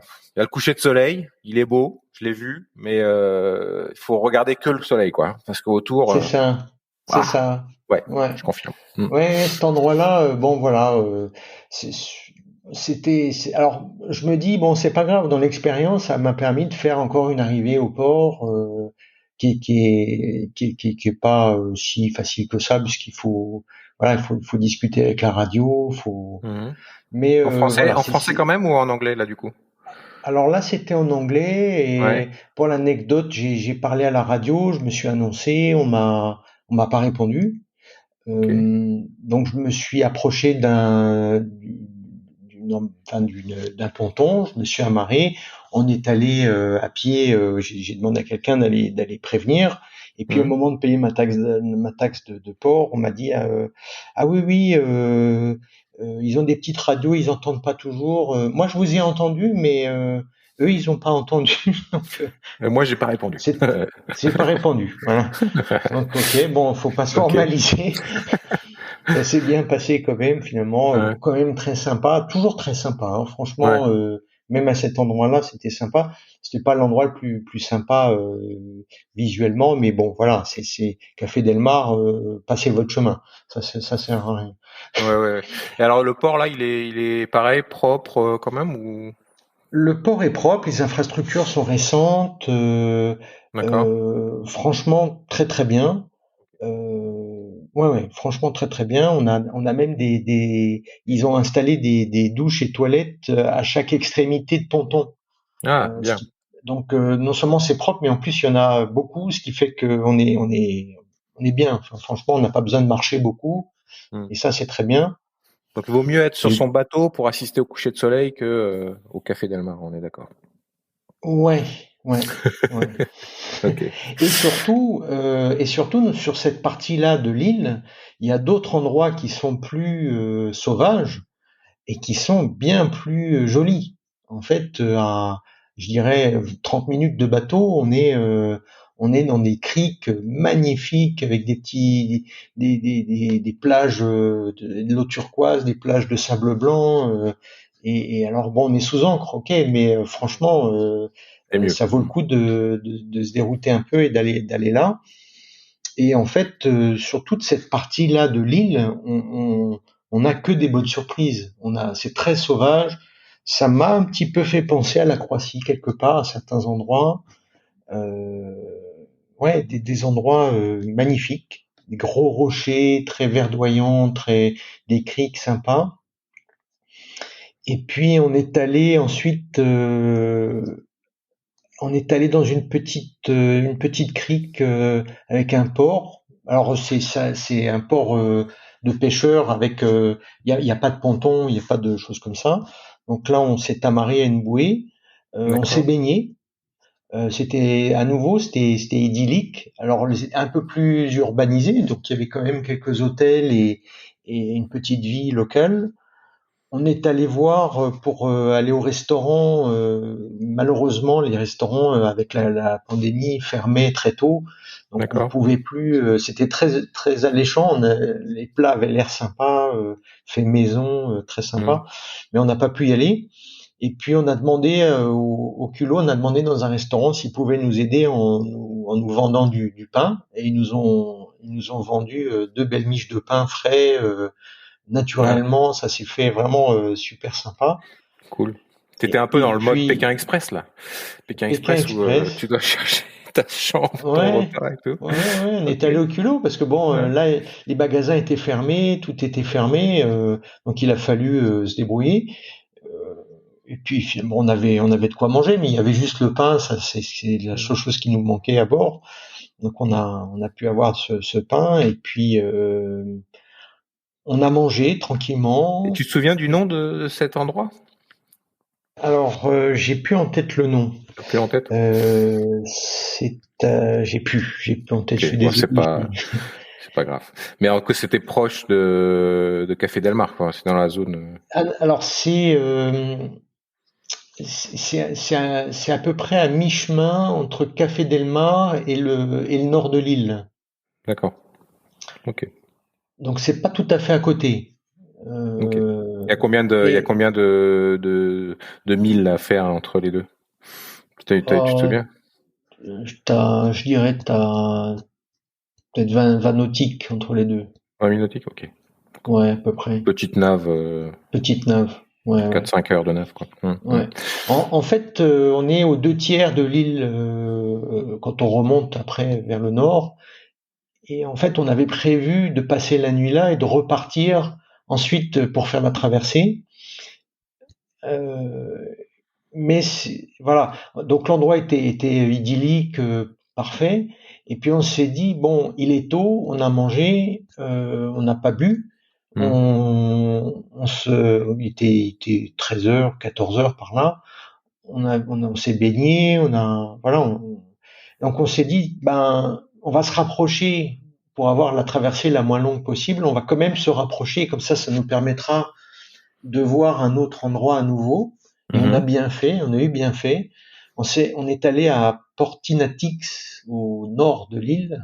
D'accord. Et là, expérience exceptionnelle. Ah, Coucher de soleil exceptionnel. ok. Ok. C'était vraiment magique et vraiment on a bien fait de faire ça. D'accord. On est arrivé donc un peu le même genre d'endroit que précédemment, c'est-à-dire une baie avec des bouées, avec de quoi s'ancrer, des bateaux espacés suffisamment pour pouvoir avoir un peu d'intimité, d'être tranquille. Et Mhm. puis là, il y a un Zodiac qui passe avec trois gars qui proposent de nous emmener euh, à terre pour Un faire des taxi, courses. ouais. Mhm. Et on avait une coéquipière à bord qui a tout de suite sauté sur l'occasion et qui est partie avec eux. Ok. Et en fait, on a Portinatix. sympathisé. Portinatix, ouais. D'accord. Ok. Intéressant. Donc ensuite, nous, on a pris le Zodiac, on est allé à terre aussi. On s'est retrouvé sur une terrasse de restaurant. On a sympathisé avec ces gens-là qui étaient en fait des skippers qui avaient pour ambition d'utiliser leur bateau pour faire en location avec skipper. Donc ils voulaient se relayer à tour de rôle pour pouvoir faire une location saisonnière, enfin sur toute l'année. Ok. Voilà, donc ils étaient en train de préparer leur business. Donc Mhm. des gens très très intéressants, des baroudeurs qui avaient fait un peu toutes les mers du monde et qui avaient beaucoup d'histoires à raconter, qui étaient sympas. Ça, c'est génial. Et, Ouais. Mhm. euh, et on a sympathisé, ouais, ouais, c'était vraiment super parce qu'en plus on a eu un coucher de soleil magnifique. On était un petit peu surélevé sur une terrasse. On a Mhm. mangé des produits frais, des grilles, des calamars grillés, des steaks Mhm. grillés. Enfin, on Le avait tout ce bonheur, qu'il quoi. fallait. Ah ouais, Mhm. ouais, le bonheur, le bonheur. Ça, c'est ce qu'on aime dans Et la voile, hein, en général. C'est ces moments-là où ouais, t'as ouais, bien navigué. Donc, déjà, t'es content d'avoir navigué. Et puis, alors, tu te ferait un bon petit gueuleton après la nave là, ça c'est top. Ouais, et puis Génial. un partage avec Ouais, c'est d'autres ça. personnes qui ont quelque chose aussi à partager, c'est vraiment très sympa. Le partage qu'on a en Voilà. ce moment, moi je le trouve formidable. Je te remercie beaucoup, Ouais. c'est vraiment top. Et du coup, quand tu es sur une bouée dans ces criques là, est-ce que c'est payant ou est-ce que ou t'étais à l'ancre là, je sais pas.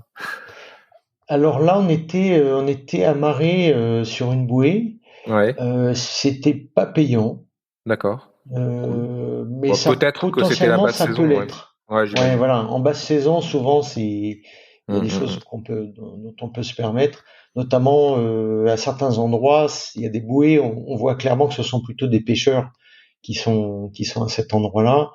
Mais si personne ne dit rien et qu'il n'y a pas trop de bateaux et qu'on est respectueux, il n'y a pas de problème. Si on nous dit de partir, on part. Puis sinon, Hum. voilà. Ouais, ouais, ouais, bien Alors, sûr. la précaution toujours, hein, c'est bien que ça c'est quelque chose qu'on nous enseigne, mais ça c'est vraiment important. C'est malheureusement, je vois des bateaux qui s'amarrent toujours sur le premier point visible de la bouée. Il faut toujours s'amarrer sur deux endroits sur la bouée parce qu'on ne sait pas dans quel état va être l'anneau sous la bouée et ça il faut Mhm. vérifier toujours quand on prend une Donc bouée. toi, tu sors la bouée de l'eau pour voir la chaîne et c'est ça? Exact. Ok. Ouais. Bon, beau conseil aussi, ouais. Mhm. Et Ce je que peux je ne dire faisais pas. que Merci. j'ai vu des surprises. J'ai eu des Ok, surprises. Ouais, d'accord. ouais. Bon, super. Et alors du coup, Portinatix, génial. Et après, c'est retour sur Palma. Retour sur Palma, on voulait être là tôt. Alors Ouais, la comme tu disais, météo à cause du avait test changé. PCR, etc. Hein. Mhm. Test PCR, on voulait faire le plein, voilà, on voulait pas arriver à la bourre. J'aime pas ça, Mhm. C'est jamais surtout agréable. quand on sait que s'il y a plusieurs bateaux qui arrivent, hormis l'attente, on risque d'avoir des collisions potentiellement, des gens qui savent pas manœuvrer ou peu importe. C'est Mhm. toujours plus prudent d'arriver plus tôt. Et donc, il a fallu calculer l'heure de départ. Et on s'est dit, bon, si on veut être là tôt, il faut partir à 5 heures du matin. Ce qui, Pour des ce vacances, moins qui, cool. oui, alors, moi, je pars du principe que c'est toujours une expérience. Naviguer de nuit, c'est carrément une autre vie sur le bateau. C'est une autre Mhm. expérience, c'est complètement différent. C'est magique aussi. Mhm. C'est presque être sur un autre bateau. Mhm, mhm, On fait quelque chose de complètement différent. mhm. Euh, alors beaucoup de précautions évidemment, les gilets de sauvetage, les combinaisons, même s'il faisait bon ce moment-là, faut T'avais toujours. un AIS sur le bateau? Comment ça... Alors j'avais pas d'AIS, mais Il y comme avait on beaucoup était de trafic sur cette zone-là ou c'était plutôt calme? Tu pouvais voir non non non facilement les bateaux? complètement calme. D'accord. On pouvait voir les bateaux, mais il n'y avait pas beaucoup de bateaux. En fait, on Mhm. n'a pas croisé de bateau du tout. Peut-être un bateau de croisière au loin, mais je suis même pas sûr. Mhm. Mhm. Euh, Donc c'était non, safe, là, quoi. Il y avait vraiment. pas de problème. C'était pas c'est pas le trafic sur la Manche. Ah euh, oui, non, non. non. D'accord. Ouais, ouais, ouais, safe, absolument. Ok. Et donc la navigation. Donc là, il faut faire en navigation de nuit ou en tout cas sur des traversées comme ça. Il faut bien estimer le temps de trajet, les options en cas de problème. Est-ce qu'on fait demi-tour, on continue. Mhm. Surtout Mhm. que sur cette traversée, on se retrouve à peu près une bonne heure sans visibilité d'aucune terre, ni portée de GSM, ni rien du tout. Donc on est livré à soi-même à ce moment-là. Donc il Mhm. faut voilà, Bon, faut bien penser préparé à tout aussi. ça, Donc c'était bien préparé. les fameux 10 heures que tu avais eu à l'aller, c'était les 10 heures que tu allais avoir au retour, quoi, quasiment. Oui, alors Ouais, on aurait eu plus en fonction parce que à l'aller on a eu de la chance d'avoir du vent quand même presque du vent arrière. Et d'accord. au retour, on a eu la même chose. On a eu de la Ah, chance parce que, génial. ouais, Génial. Ouais, ouais, ça c'est vraiment plus agréable hein, en croisière d'être sur le portant que sur du près à la gîte. Ouais, ouais. exactement. Mm. Alors, Ok. ça nous a permis de couper le moteur pas toujours, mais un petit peu, parce que malgré tout, on est obligé sur une traversée comme ça, on est obligé d'utiliser le moteur aussi pour traverser, parce que sinon, à moins d'avoir du gros temps ou d'avoir le temps ou de partir, pouvoir se relayer, ça c'est quelque chose que je peux pas encore faire quand on part tous les quatre. D'accord. Équipage habituel, parce que on est obligé de naviguer de jour, quasiment que de jour, et sans se relayer. Alors du coup, ce bilan, c'est combien de milles nautiques parcourus là sur cette semaine baléare? C'est à environ 600 nautiques. 600 000 nautiques? 600, ouais.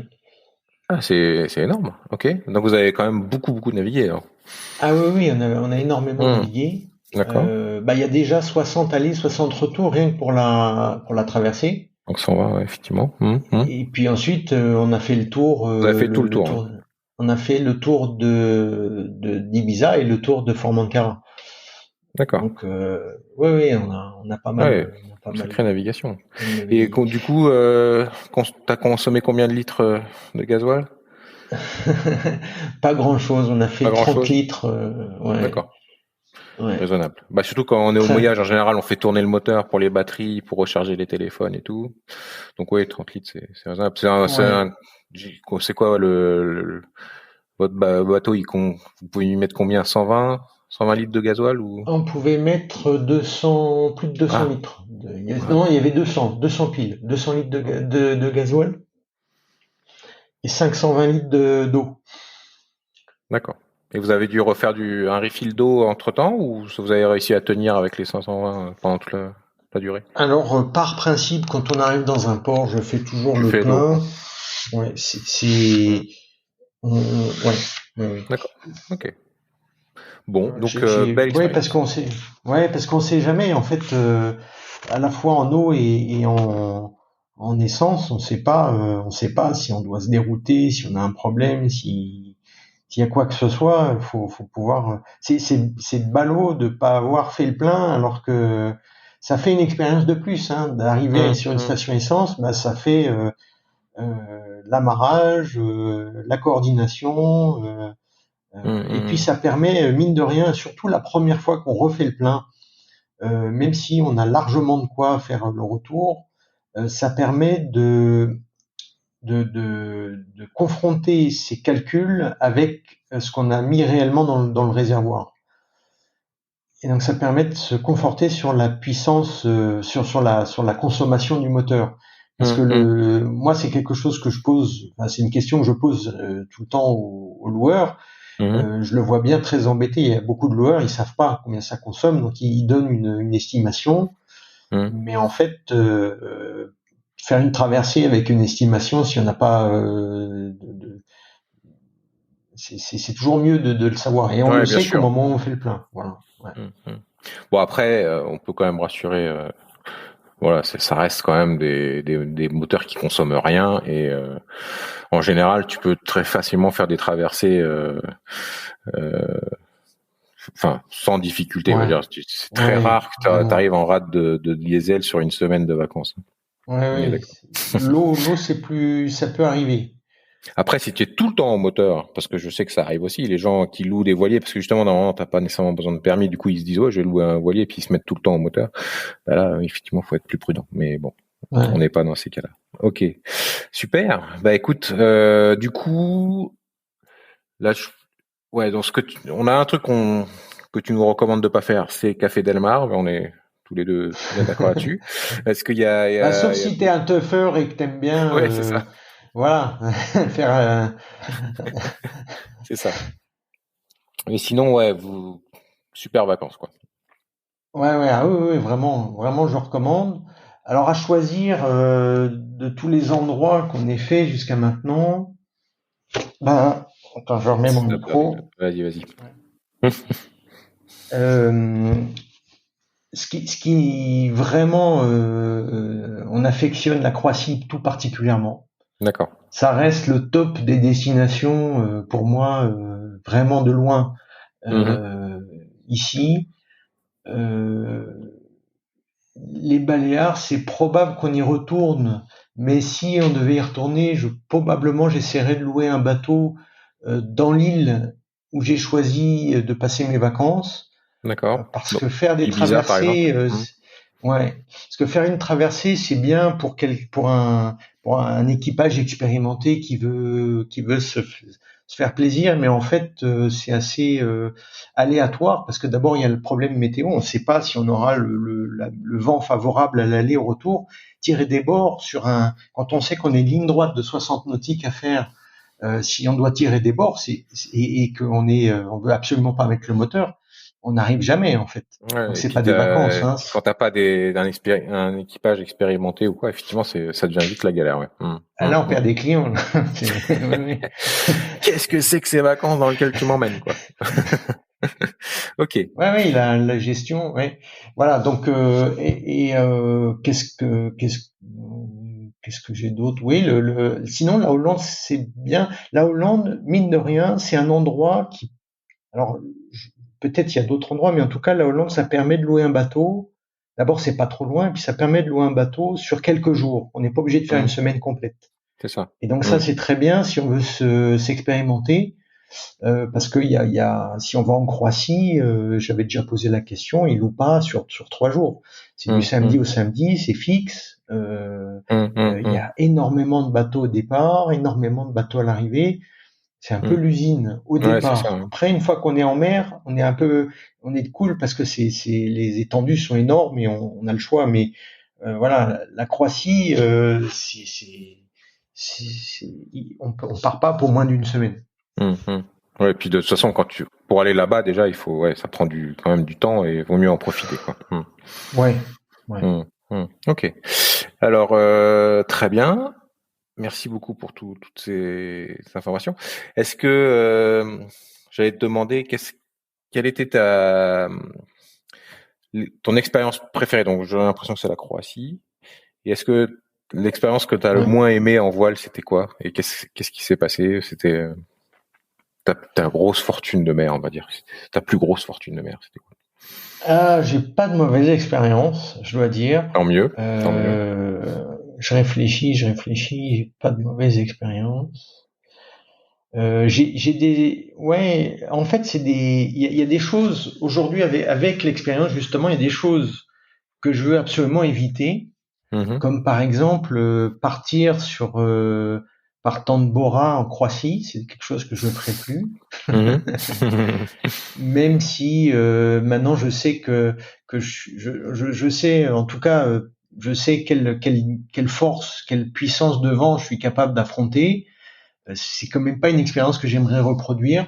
Je le ferais sans problème si ça devait se reproduire, mais en tout T'as cas pas le j'irai pas choix, on va dire. volontairement. Mhm. Voilà, j'irai pas volontairement dans cette météo. C'est pas un plaisir vraiment. Mhm.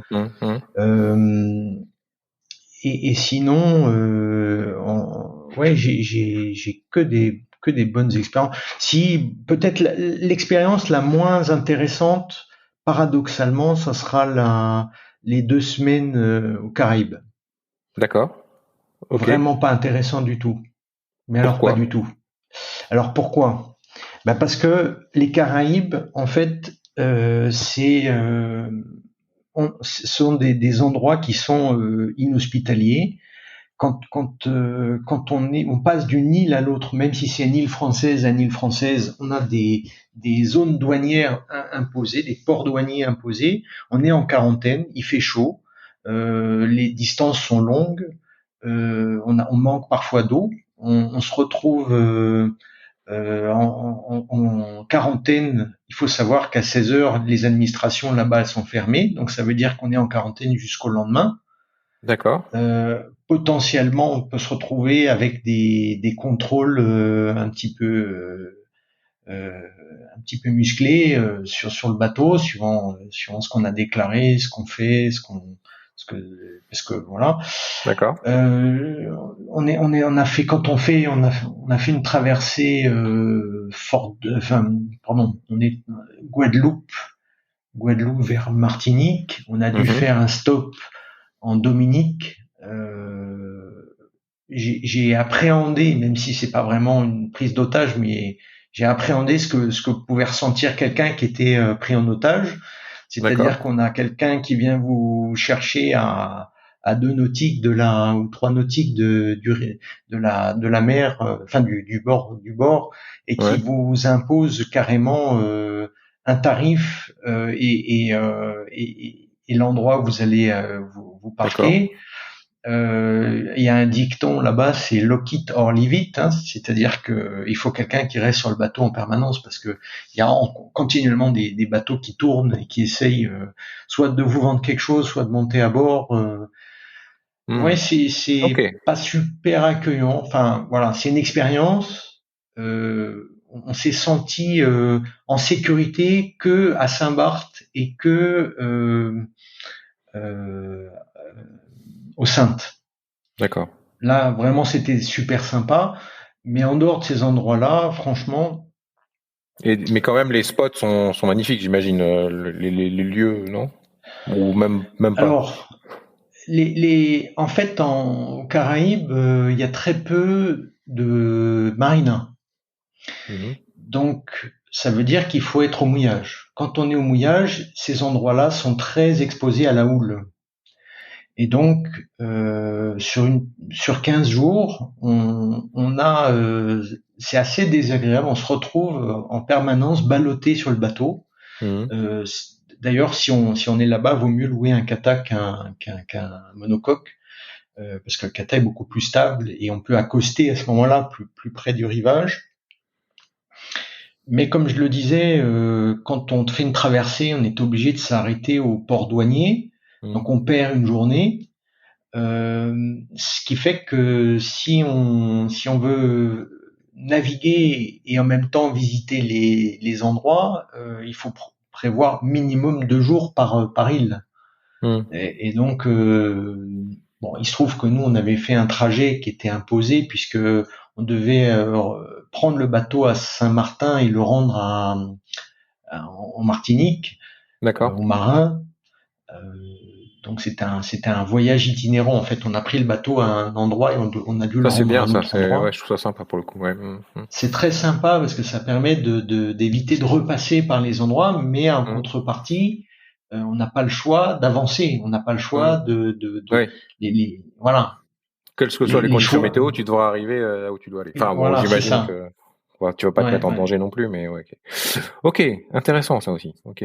Ouais, Bon. donc je dirais que c'est pas du tout la carte postale telle Ouais. que on peut l'imaginer. Mhm. Voilà. Après, je pense qu'on peut avoir une bonne expérience si on prend un loueur local, qu'on est en catamaran et qu'on fait le tour de l'île, par exemple. On fait le Mhm. tour de la Martinique, donc on est toujours sur la même île, donc là, ça pose pas de problème.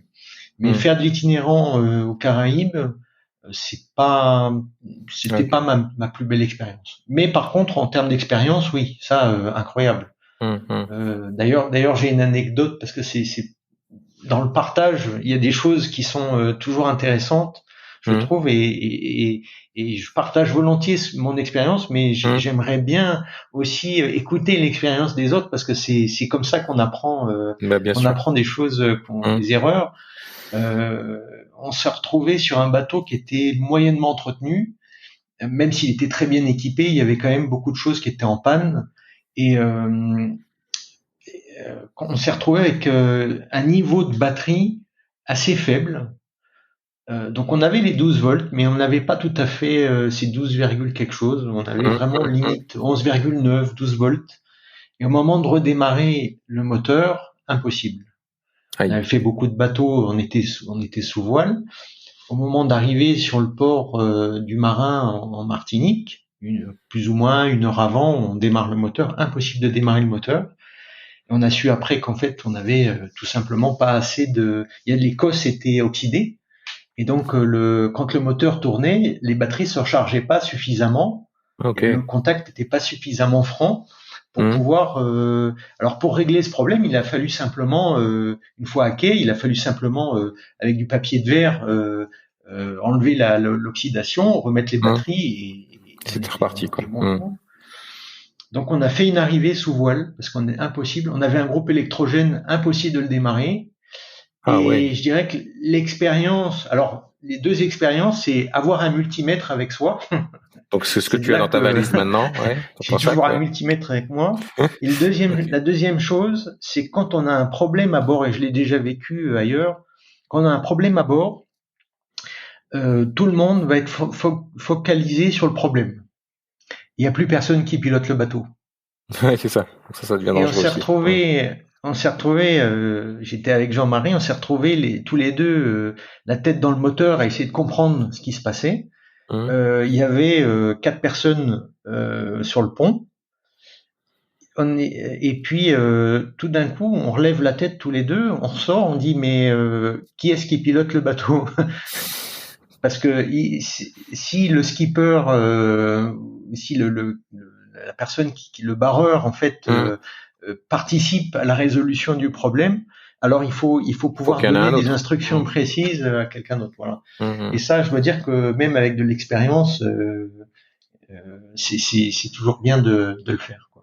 Et alors du coup, c'était un loueur professionnel, vous aviez? Ou Alors, c'était un c'était un loueur particulier? professionnel.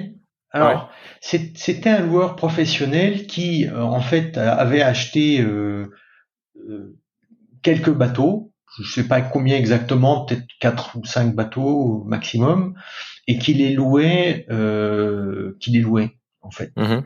Mais il les entretenait Donc, pas vraiment alors. il les entretenait pas vraiment. Il avait été un petit peu à l'économie sur pas mal de choses. Euh, Et une fois qu'on est embarqué là-dedans, c'est extrêmement difficile de dire je refuse le bateau parce que là les vacances sont foutues. Hein, Mhm. voilà.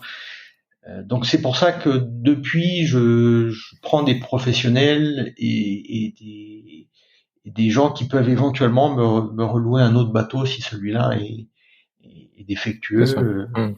Voilà. Donc toi, t'es plutôt ouais, précaution professionnelle plutôt que particulier Ouais. pour ça. Ok. Mhm. Super. Eh ben écoute, moi je pense que j'ai abordé avec toi tout ce que je voulais et c'est une bénédiction, je trouve. Merci beaucoup, ça a été super intéressant. Merci. Merci à Écoute, toi aussi. j'espère avoir plein d'autres interviews comme la tienne pour justement recevoir un maximum de partage comme cela. Parce qu'effectivement, je pense que ça peut, tout ce que tu m'as dit, ça va servir à tous ceux qui vont écouter et puis ils vont apprendre tes applications, ta petite valise de voile, tes endroits où tu as été, etc. Donc c'est vraiment génial. Et donc je te remercie beaucoup, Alex.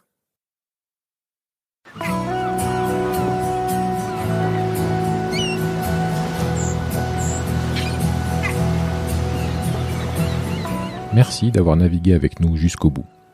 Si cette sortie en mer vous a plu, et pour participer aux prochaines navigations, n'hésitez pas à noter, liker et commenter cet épisode sur vos plateformes préférées. Les canaux VHF de Voilier sont sur Facebook, Instagram, Twitter et LinkedIn, ou sur le site voilier.com, voixli2es.com. Vous trouverez tous les liens dans la description. En attendant, bon vent et à très bientôt.